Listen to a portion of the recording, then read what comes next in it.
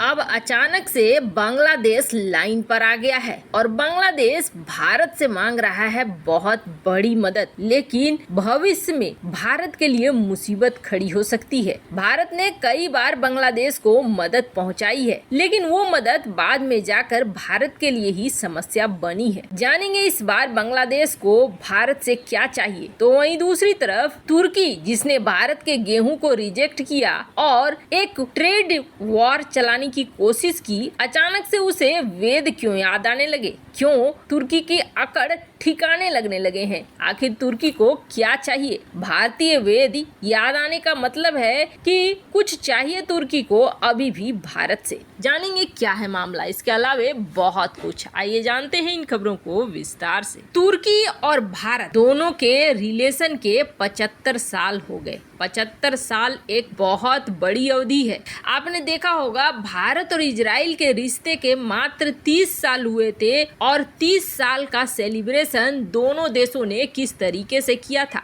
अपने अपने देशों में तो किया ही था, साथ में दोनों के दूतावास ने बहुत अच्छे ढंग से मिलकर अपनी दोस्ती को जग जाहिर किया था। इस तरह का सेलिब्रेशन बहुत कम ही मौकों पर देखने को मिलता है, लेकिन तुर्की के साथ 75 साल का रिलेशन होने के बावजूद उसे बिल्कुल भी सेलिब्रेट नहीं किया गया। कारण क्या है? कारण ये है कि तुर्की हाल के दिनों में जिस तरीके की हरकतें कर रहा है, वो हरकतें भारत के लिए बिल्कुल भी सही नहीं है। ये बात बहुत सही है कि एक वक्त था जब तुर्की और भारत के बीच रिश्ते बहुत अच्छे थे। तुर्की भारत का समर्थन किया करता था, भारत भी तुर्की का समर्थन किया करता था, और ये सब कुछ तब तक था जब तक अर्दोगन को खलीफा बनने के कीड़े ने नहीं काटा। दरअसल अर्दोगन की कई नीतियां, तुर्की में ये रिवाज है कि अगर थोड़ा सा भी सत्ता से पकड़ टूटा तो वहाँ हो जाता है तख्ता पलट, और अर्दोगन के तख्ता पलट की भी कई बार कोशिश की जा चुकी है। हालांकि अर्दोगन बचने में कामयाब रह गया है और तख्ता पलट नहीं हो पाया है, लेकिन तब अर्दोगन को ये समझ में आया कि कुर्सी पर बने रहने के लिए देश की समस्याओं को हल करने के बजाय पूरी जनता का ध्यान कहीं और लगा दो, और कहीं और लगाने के लिए उसे बस एक ही चीज आइडिया आया कि ऑटोमन साम्राज्य को सामने लाओ, अपनी जनता को दिखाओ कि हम फिर से ऑटोमन साम्राज्य की स्थापना करेंगे, हम फिर से दुनिया का खलीफा बन जाएंगे, मुस्लिम जगत में हमारा मान होगा, सब हमारी ही बात सुनेंगे। अब ऐसे में अर्दोगन ने सबसे पहले तो जो म्यूजियम था उसे मस्जिद में बदल दिया और एक ऐसा सेंटिमेंट पैदा करने की कोशिश की अपने देश में कि देखो हम मुस्लिम के हिमायती हैं। उसके बाद लोगों को कट्टरपंथ के रास्ते पर लाना शुरू कर दिया। अब कभी भी मौका मिलता है तो भारत के खिलाफ आगे आने से बाज नहीं आता है तुर्की, खास तौर पर अर्दोगन के रहते। चाहे कश्मीर मुद्दा हो, चाहे ओआईसी मुद्दा हो, चाहे पैगंबर का मुद्दा हो,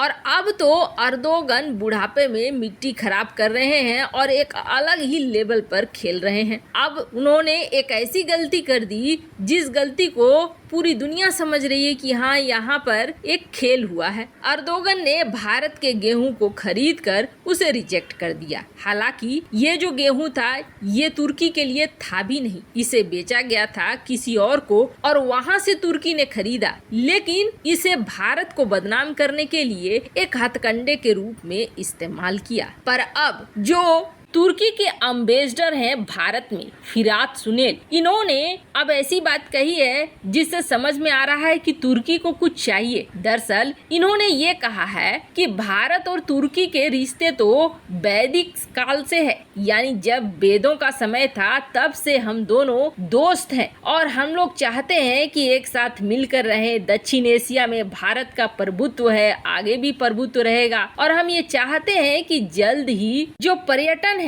उसे बढ़ाकर 10 लाख किया जाए, यानी कि भारत के तरफ से 10 लाख पर्यटक पहुँचे तुर्की। मतलब मेन मुद्दा निकलकर सामने आ गया, तुर्की को क्या चाहिए? तुर्की को चाहिए पैसे भी भारत से ही लेगा, पर्यटन भी भारत से ही करवाएगा और भारत के खिलाफ ही खड़ा रहेगा। खैर, जहां एक तरफ तुर्की ये सब कुछ चाह रहा है तो वहीं दूसरी तरफ बांग्लादेश के सामने एक बहुत बड़ी दुविधा निकलकर सामने आ गई है। दरअसल बात क्या है? बात ये है कि बांग्लादेश हमेशा से भारत का सहारा लेता रहा है, लेकिन जब तक शेख हसीना की सरकार है तभी तक सच मानिए भारत और बांग्लादेश के बीच रिश्ते अच्छे हैं, वरना खुद बांग्लादेश के अंदर एक ऐसा कट्टरपंथी समुदाय जन्म ले रहा है जो कट्टरपंथी समुदाय कल की डेट में भारत के साथ रिश्ते बिल्कुल भी अच्छा नहीं रखना चाहेगा। जब तक शेख हसीना है तब तक ही भारत और पाकिस्तान की दोस्ती है,